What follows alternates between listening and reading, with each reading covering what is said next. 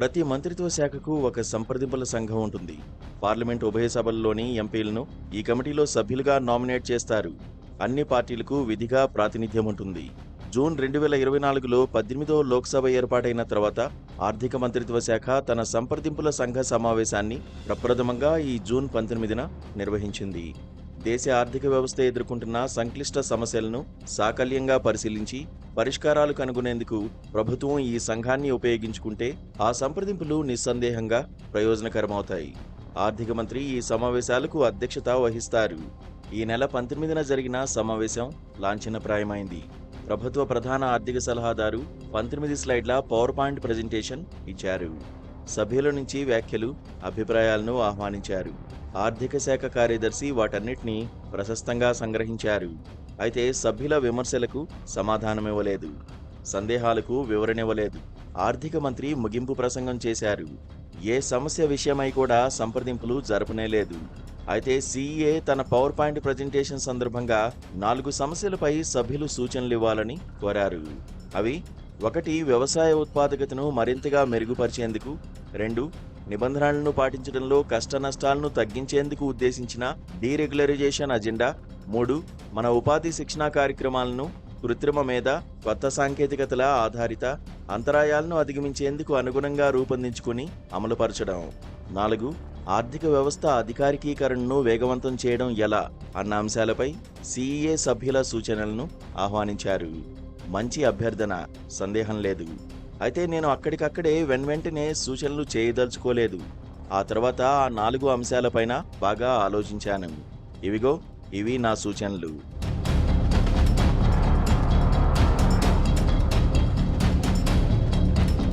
సీఈఏ power point ప్రజెంటేషన్లోని ఒక స్లైడ్లో కనీస మద్దతు ధర, పీఎం కిసాన్, పీఎం ఫసల్ బీమా, కేసీసీ, ఈనామ్, ఫుడ్ పార్క్స్ ఇవన్నీ వ్యవసాయ ఉత్పాదక సామర్థ్యాన్ని, దిగుబడులను పెంపొందించేందుకు ఉద్దేశించినవి. మరో స్లైడ్లో ప్రధాన పంటల దిగుబడుల్లో పెరుగుదల వివరాలు ఇచ్చారు. ప్రతి ప్రధాన పంట విషయంలోనూ 2013-14, 2023-24 సంవత్సరాల మధ్య ప్రతి హెక్టారుకు దిగుబడుల సగటు పెరుగుదల, ఉత్తమ గరిష్ట పెరుగుదల అంకెలు ఇచ్చారు. నిజానికి 2013-14 నుంచే కాదు, 1965లో హరిత విప్లవం ప్రారంభమైన నాటి నుంచి ఉత్పాదకత పెరుగుదలను ప్రపంచ ప్రమాణాలతో కొలవడం జరుగుతోంది. ఉదాహరణకు హెక్టారుకు గోధుమ, వరి దిగుబడుల విషయాన్ని చూద్దాం. గోధుమ విషయంలో మన సగటు దిగుబడులు 3559 కిలోలు కాగా, గరిష్ట దిగుబడులు 5045 కిలోలు కాగా, ప్రపంచ సగటు 3548 కిలోలు.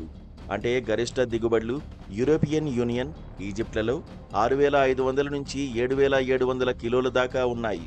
వరి విషయానికొస్తే మన సగటు దిగుబడులు 2882 కిలోలు, గరిష్ట దిగుబడులు 4516 కాగా, ప్రపంచ సగటు 3548 కిలోలు. ప్రపంచ గరిష్ట దిగుబడులు చైనాలో 6500 కిలోలుగా ఉన్నాయి. మరో ఉత్పాదకత కొలమానం కూడా ఉంది. రైతు కూలీ సగటు ఉత్పాదకత. భారత జనాభాలో 58% మంది వ్యవసాయ సంబంధిత కార్యకలాపాలపై ఆధారపడి ఉన్నారు. చైనా జనాభాలో కేవలం 22% మంది మాత్రమే వ్యవసాయంపై ఆధారపడుతున్నారు. ఈ కారణంగా రైతు సగటు ఉత్పాదకత మన దేశంలో తక్కువగా ఉంటోంది. సగటు రైతు పేదవాడు మాత్రమే కాదు, రుణభారంతో కుంగిపోతున్న కుటుంబీకుడు కూడా.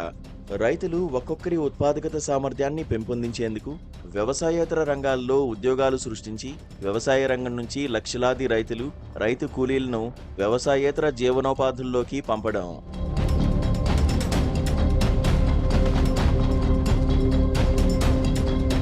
అయితే పట్టణ, నగర ప్రాంతాల్లో నిరుద్యోగిత ఇప్పటికే చాలా అధిక సంఖ్యలో ఉంది. వస్తు తయారీ రంగంలో పరిస్థితులు సజావుగా లేవు.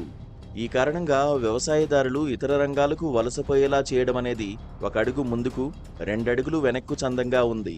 నిజానికి వ్యవసాయేతర రంగాల్లోని శ్రామికులు ఇటీవలి కాలంలో వ్యవసాయ రంగానికి తిరిగి వెళ్లినట్లు విశ్వసనీయమైన సమాచారం ఉంది. ఈ అంశంపై ఇది నా సూచన.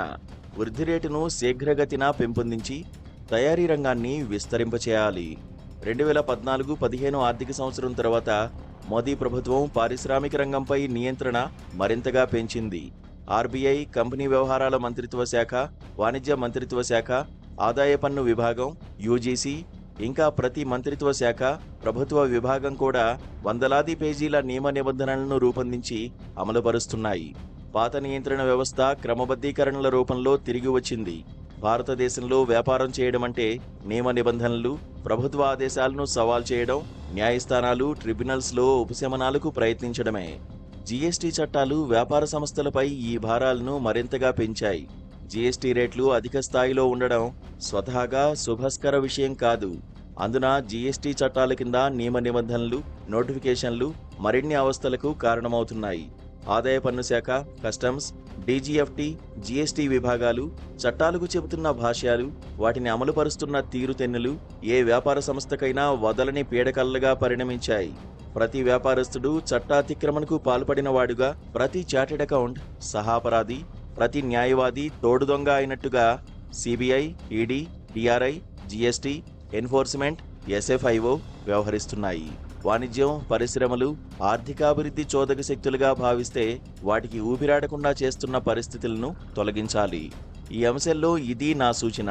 ప్రతి మంత్రిత్వ శాఖ, ప్రతి ప్రభుత్వ విభాగము తాము రూపొందించిన నియమ నిబంధనల పత్రాలను దహనం చేయాలి.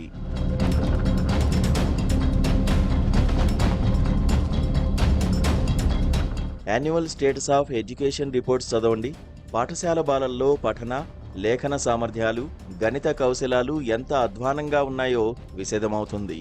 నాసిరకం విద్యా ప్రమాణాలతో జీవితంలోకి ప్రవేశించిన వారికి అధునాతన సాంకేతికతలను ఉపయోగించుకునే నైపుణ్యాలు ఉంటాయా? సమాజాభివృద్ధికి దోహదం చేయడం విశ్వవిద్యాలయాల కర్తవ్యం. జ్ఞాన వికాసానికి, కొత్త ఆవిష్కరణలకు అవి తోడ్పడాలి. మరి యూజీసీ, ఎన్టీఏ, న్యాక్లు, విశ్వవిద్యాలయాలు తమ విద్యుక్త ధర్మాలను సమర్థంగా నిర్వర్తించేందుకు సహాయపడుతున్నాయా? ప్రతిభావంతులైన అధ్యాపకులు, పరిశోధకులు, విద్వజ్ఞులు విదేశాలకు వలసపోక తప్పని పరిస్థితులు కల్పిస్తున్నాయి. కేంద్ర, రాష్ట్ర ప్రభుత్వాలు నిధుల మంజూరును నిలిపివేస్తూ లేదా జాప్యం చేస్తూ విశ్వవిద్యాలయాలు తమ విధులు నిర్వర్తించకుండా అవరోధాలు సృష్టిస్తున్నాయి. దేశవ్యాప్తంగా అనేక విశ్వవిద్యాలయాల్లో వేలాది అధ్యాపక పోస్టులు ఖాళీగా ఉన్నాయి. వాటిని ఎప్పుడు భర్తీ చేస్తారు?